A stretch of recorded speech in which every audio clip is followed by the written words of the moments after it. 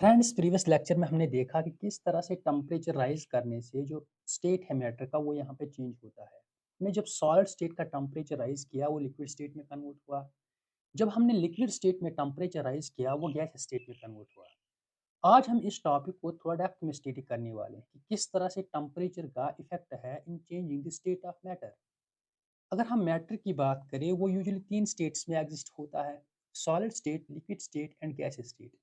जब भी हम टेम्परेचर कंडीशंस किसी भी स्टेट पे चेंज करते हैं, जो पर्टिकुलर स्टेट है वो दूसरे स्टेट में कन्वर्ट होता है। सपोज हमारे पास सॉलिड स्टेट है। जब हम सॉलिड स्टेट का टेम्परेचर राइज करते हैं वो लिक्विड स्टेट में कन्वर्ट होता है, जिसको हम मेल्टिंग या फ्यूजन के नाम से जानते हैं। और जब लिक्विड स्टेट गैस स्टेट में कन्वर्ट हो जाए उसको हम बॉइलिंग या इवापोरेशन के नाम से जानते हैं। यहाँ पे कुछ सबस्टेंसेस ऐसे भी है जो डायरेक्टली सॉलिड स्टेट से गैस स्टेट में कन्वर्ट होते हैं, जिसको हम सब्लिमेशन के नाम से जानते हैं। These are the forward process, यानी जब हम टेम्परेचर राइज कर रहे हैं। जब हम इसी टेम्परेचर को यहाँ पे डिक्रीज करते हैं, ये यहाँ पे रिवर्स प्रोसेस होते हैं। यानी गैस स्टेट लिक्विड स्टेट में कन्वर्ट होता है, जिसको हम कंडेंसेशन के नाम से जानते हैं। और लिक्विड स्टेट सॉलिड स्टेट में कन्वर्ट होता है, जिसको हम फ्रीजिंग के नाम से जानते हैं। यहाँ पे कुछ सबस्टेंसेस ऐसे भी है जो गैस स्टेट में जब हम टेम्परेचर डिक्रीज करते हैं वो डायरेक्टली सॉलिड स्टेट में कन्वर्ट होते हैं, जिसको हम सब्लिमेशन के नाम से जानते हैं। यहाँ पे कंफ्यूज नहीं होना है। जो ये गैस स्टेट से सॉलिड स्टेट का कन्वर्शन है इसको हम डिपोजिशन के नाम से भी जानते हैं। डिपोजिशन, कुछ बुक्स यहाँ पे डिपोजिशन मेंशन करते हैं, कुछ बुक्स यहाँ पे सब्लिमेशन मेंशन करते हैं। नाउ हम वन बाय वन इन सारे प्रोसेसेस, चाहे वो मेल्टिंग हो, फ्रीजिंग हो, बॉइलिंग हो, कंडेंसेशन हो, सब्लिमेशन हो, डिपोजिशन हो, इनको हम स्टेप बाय स्टेप डेप्थ में स्टडी करने वाले हैं कि टेम्परेचर का क्या रोल है इन प्रोसेसेस में। First we will discuss the melting here.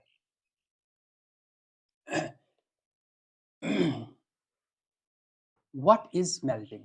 वो टेम्परेचर का क्या रोल है इस मेल्टिंग में, इस प्रोसेस पे, वो हम आज इस लेक्चर में स्टडी करने वाले हैं।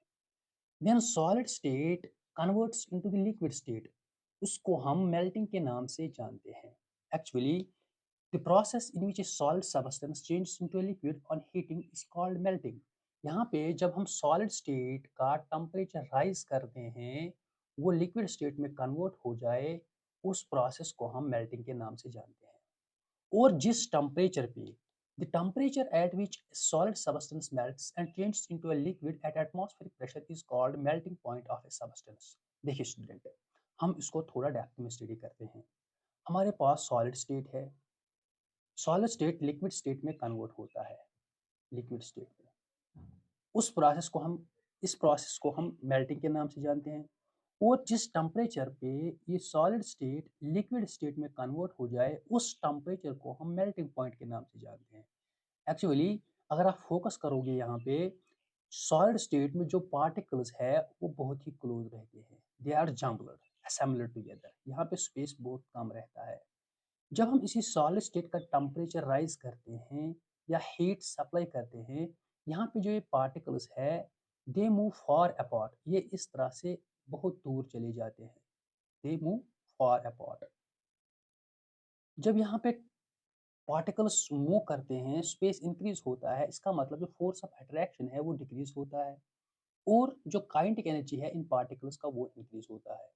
जब ये तीन पैरामीटर्स यहाँ पे चेंज होते हैं by changing the temperature of the solid state, it converts into liquid. और जिस पर्टिकुलर टेम्परेचर पे ये सॉलिड स्टेट लिक्विड स्टेट में कन्वर्ट हो जाए, उस पर्टिकुलर टेम्परेचर को हम मेल्टिंग पॉइंट के नाम से जानते हैं। एक्चुअली स्टूडेंट, जो ये मेल्टिंग पॉइंट है ये एटमॉस्फेरिक प्रेशर पे डिफाइन होता है।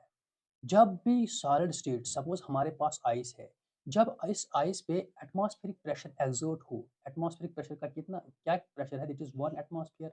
जब इस सॉलिड स्टेट या आइस पे 1 एटमॉस्फेयर प्रेशर हो, उस प्रेशर पे जब सॉलिड स्टेट किसी टेम्परेचर पे जब सॉलिड स्टेट लिक्विड स्टेट में कन्वर्ट हो जाए, उस टेम्परेचर को हम मेल्टिंग पॉइंट के नाम से जानते हैं। कहने का मतलब ये है कि मेल्टिंग पॉइंट हम एटमॉस्फेरिक प्रेशर पे ही डिफाइन करते हैं। सपोज हमारे पास आइस है, दिस आइस, जब हम 1 एटमॉस्फेयर प्रेशर पे इस आइस को 0 डिग्री सेल्सियस टेम्परेचर पे लेते हैं, जो ये आइस है हमारा, ये लिक्विड वाटर में कन्वर्ट होता है। This changes into the liquid water. इसका मतलब जो मेल्टिंग पॉइंट है इस आइस का that is 0 degree Celsius. At 1 atmospheric pressure 0 degree Celsius पे जो आइस है हमारा वो लिक्विड में कन्वर्ट होता है। सो 0 degree is the melting point of this ice. I hope आपने ये दो पॉइंट्स यहाँ पे अंडरस्टैंड किए होंगे। The melting point of a solid is a measure of the force of attraction between particles, atoms or molecules। देखिए student, जो melting point है हमारा, मेल्टिंग पॉइंट ये हर किसी सॉलिड स्टेट का फिक्स्ड है, फिक्स्ड प्रॉपर्टी है। सपोज हमारे पास आइस है, इसका मेल्टिंग पॉइंट 0 डिग्री सेल्सियस है।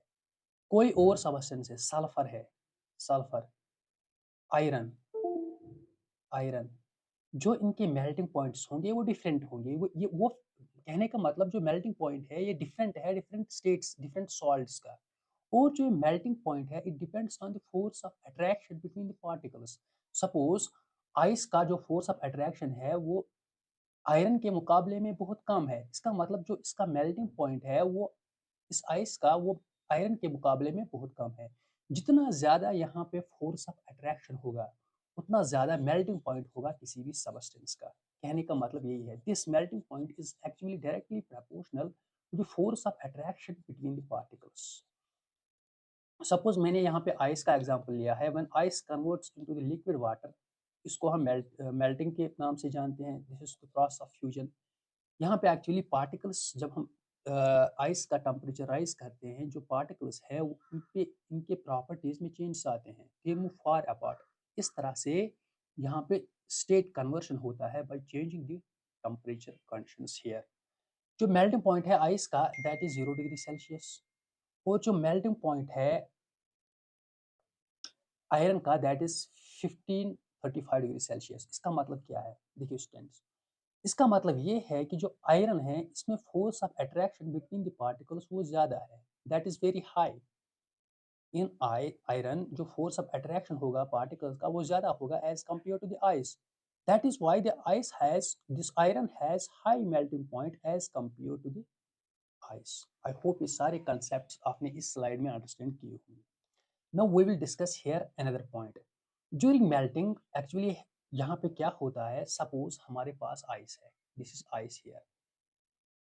आइस जो आइस है हमारा वो -2 डिग्री सेल्सियस पे है, -2 डिग्री सेल्सियस। जब हम इस आइस को -2 डिग्री सेल्सियस पे हीट सप्लाई करते हैं, यहाँ पे जो आइस है वो -1 डिग्री पर चले जाता है। मतलब जब हीट सप्लाई करने से इसका टेम्परेचर राइज होता है। जब हम आइस को इस -1 डिग्री सेल्सियस पे फर्दर हीट करते हैं, जो ये आइस है हमारा ये 0 डिग्री सेल्सियस पे चला जाता है। देखिए स्टूडेंट, जब हम आइस को -2 डिग्री सेल्सियस पे हीट सप्लाई करते हैं, इस आइस का टेम्परेचर इंक्रीज होता है टू -1 डिग्री सेल्सियस। जब हम -1 डिग्री सेल्सियस पे फर्दर हीट ऐड करते हैं, ये 0 डिग्री सेल्सियस पे चली जाता है। मतलब हीट करने से जो आइस है हमारा इसका टेम्परेचर यहाँ पे राइज होता है। लेकिन जब हम इस आइस को 0 डिग्री सेल्सियस पे हीट करते हैं, जो इसका टेम्परेचर है वो यहाँ पे कांस्टेंट यानी फिक्स्ड होता है at 0 degree Celsius and 1 atmosphere pressure. जो हम यहाँ पे फर्दर हीट ऐड करते हैं इस आइस को, वो टेम्परेचर यहाँ पे राइज नहीं करता है इस आइस का। एक्चुअली वो हीट यहाँ पे इस आइस को लिक्विड वाटर में कन्वर्ट करता है, liquid water. This heat actually changes the solid form of ice into the liquid water. मतलब यहाँ पे आपको क्या समझ आ रहा है, एट द बॉइलिंग और ड्यूरिंग बॉइलिंग जो टेम्परेचर है सबस्टेंस का वो फिक्स्ड यानी कांस्टेंट रहता है। यहाँ पे वो टेम्परेचर कांस्टेंट रहता है। एट बॉइलिंग जब हम हीट ऐड करते हैं, वो हीट यहाँ पे हिडन रहती है, वो एक्चुअली स्टेट को चेंज करने में यूटिलाइज होता है। यहाँ पे इसका मतलब जब हम इस 0 डिग्री सेल्सियस पे हीट सप्लाई करते हैं, वो यहाँ पे लिक्विड वाटर फॉर्म करता है एट 0 डिग्री सेल्सियस। यहाँ पे टेम्परेचर जो है इस सिस्टम का वो यहाँ पे कांस्टेंट रहता है at 0 degree Celsius by adding the further heat here. इसको हम एक एग्जांपल के साथ अंडरस्टैंड करते हैं। सपोज मैंने यहाँ पे बीकर लिया है, इस बीकर में मैंने कुछ आइस क्रिस्टल्स ऐड किए हैं। इस तरह से मैंने आइस क्रिस्टल्स ऐड किए हैं। फिर इस आइस में मैंने थर्मोमीटर डाला ताकि मैं इसका टेम्परेचर मेजर कर सकूं। सपोज इनिशियली इसका टेम्परेचर 0 डिग्री सेल्सियस है। मैंने नोट किया इस आइस का यहाँ पे जो टेम्परेचर है वो 0 डिग्री सेल्सियस है। जब हम हीट करते हैं इस आइस को, जब हम नीचे से इसको हीट ऐड करते हैं, जो आइस है हमारा वो तो लिक्विड में चला जाएगा। This will change into the liquid as long as there remains even a little of ice in the beaker, there is no rise in the temperature during the melting of ice. Students, जो मैं यहाँ पे heat supply कर रहा हूँ, ये यहाँ पे लिक्विड में कन्वर्ट हुआ। जब हम इस लिक्विड स्टेट में टेम्परेचर नोट करते हैं, टेम्परेचर नोट करते हैं, ये फिर भी हमें यहाँ पे 0 डिग्री सेल्सियस दिखा रहा है। जो हमने हीट सप्लाई किया यहाँ पे वो कहाँ छुप गई? Actually that heat changed the solid ice into the liquid water, liquid water. कहने का मतलब ये है कि ड्यूरिंग बॉइलिंग जो टेम्परेचर है सिस्टम का वो यहाँ पे कांस्टेंट रहता है। जो हीट हम यहाँ एक्सटर्नल हीट ऐड करते हैं वो हमें स्टेट चेंज करने को लगता है। एक्चुअली आप यहाँ पे देखोगे, the heat which is going into ice but not increasing its temperature is the energy required to change the state of ice from solid to liquid. This is known as latent heat of fusion of ice. Actually हमें latent heat of fusion को understand करना था। जो हम यहाँ पे heat देते हैं at 0 degree Celsius to the ice, जो हिडन रहती है that actually converts this ice into the liquid water, उस हीट को हम लेटेंट हीट ऑफ फ्यूजन के नाम से जानते हैं। This is called as latent heat of fusion.